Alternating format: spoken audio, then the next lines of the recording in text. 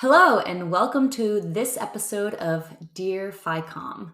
Dear FiComm is our take on a Dear Abby series, so kind of like an advice column, but for financial advisors on all of your growth marketing questions. My name is Carolyn Dalamole. I am VP of Advisor Growth Marketing, and today I'm creating this episode for Michelle Glass. Michelle wrote in with this question.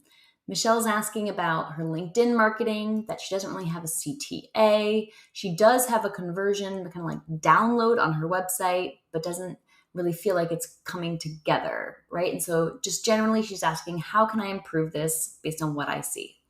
Michelle, thanks for your question. I'm so excited to dive in today. What I'm really hearing here is like tying it all together and creating a cohesive conversion pathway.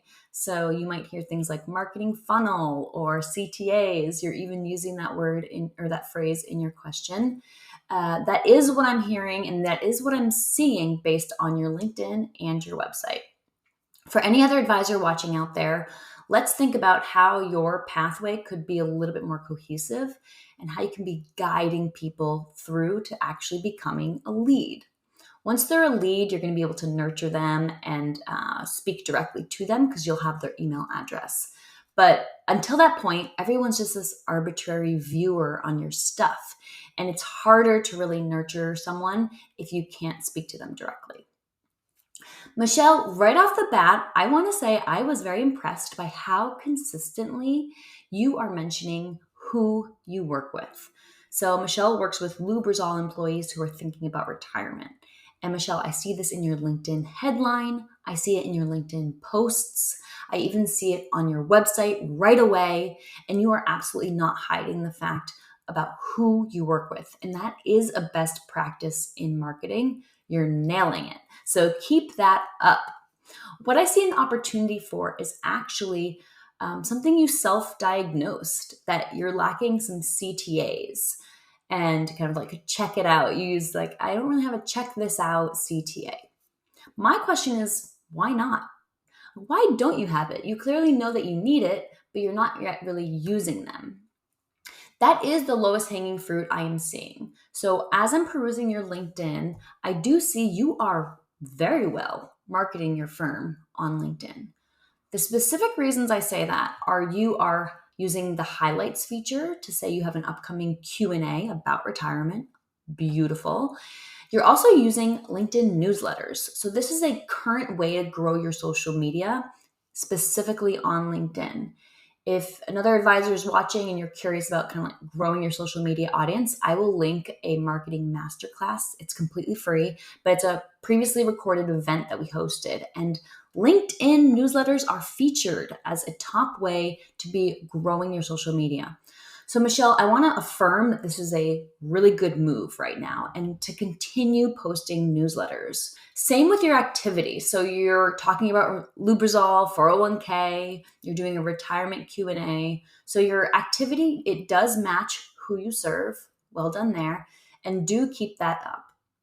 Another thing I would love to see more of is some of your comments. So try to comment on other people's posts.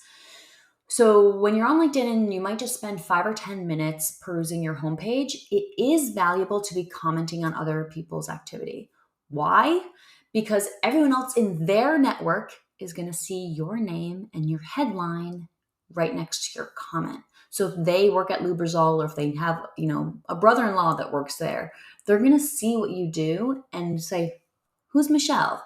It's a natural thing that folks do when they're poking around the internet. So if you aren't yet, spend about 5 or 10 minutes, 3 to 4 days a week, commenting on other people's content. That's another good way to get in front of people who don't yet know you. Once I see your profile and I'm landing here, I'm like, oh, what does Michelle do? What's she about? You are reiterating a lot of your specialty in your profile. So I'm feeling like I'm in the right place. If I'm a Lubrizol employee who is maybe in my 50s, late 50s, you could perhaps bring some of your story into your about section. I saw on your website, your about is very, very human and meaningful. It makes me feel connected to you. You share about your personal story and kind of like your personal why you are an advisor.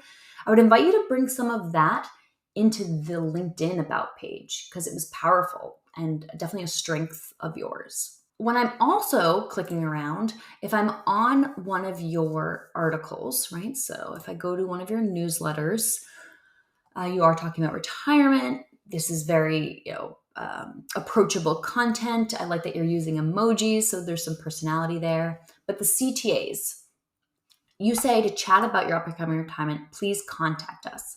But I'm not quite sure exactly how. Imagine I've subscribed, I've read a few newsletters, I'm curious about what you do, but I haven't yet really opted in. You could send me over to your website for the download. This was part of your question, so I want to make sure we get to it. When I'm on your website, it's a lot about retirement. It's a lot about reaffirming who you work with. It's beautiful. A quick note, there is a little bit of a typo here. I noticed that while I was poking around, so I hope that's helpful to you. But when I reach the bottom of the page, I can either schedule an intro call or that's it. So we might also add the download down here for people who aren't yet ready to call. But imagine I do hit this page, okay? I want to spend a moment talking about this page because it was the second lowest hanging fruit I saw. First low hanging fruit is adding calls to action on your LinkedIn activity. Second is building out this page a bit. So when we think about an initial offer and a conversion moment, this is one. And we want someone to feel like they would pay $50 for the offer. Imagine their email address is like a $50 bill. That's kind of how consumers are feeling about their email in a lot of cases. They're not just giving it out willy-nilly anymore. They only do it when it feels valuable. And like I kind of know what I'm getting and I'm intrigued enough. So what is this download? Is it a few pages? Is it a simple checklist? And it's 9 things I need to know about what? Or what is this going to help me avoid? What is it help me going to do well? Just really, how is this going to help me? If you add some more detail to this web page, I might be more apt to convert. And now all of a sudden you have more leads, right? Because if you convert maybe twice as many people on this page by adding more detail, you've doubled the amount of leads you're going to get from this download. You could also link, so you could pull this URL here, copy it, and use it as a call to action at the bottom of every single newsletter. This way, every single newsletter reader could potentially become a lead that you can nurture. Michelle, I hope this feedback was really helpful. I can't wait to hear how things go for you and what you think or what you do next. But anyone else who's watching, feel free to submit your marketing question for some feedback and eyes on what you're doing to grow your firm. My name is Carolyn Dalla-Malay, and I will see you in the next episode.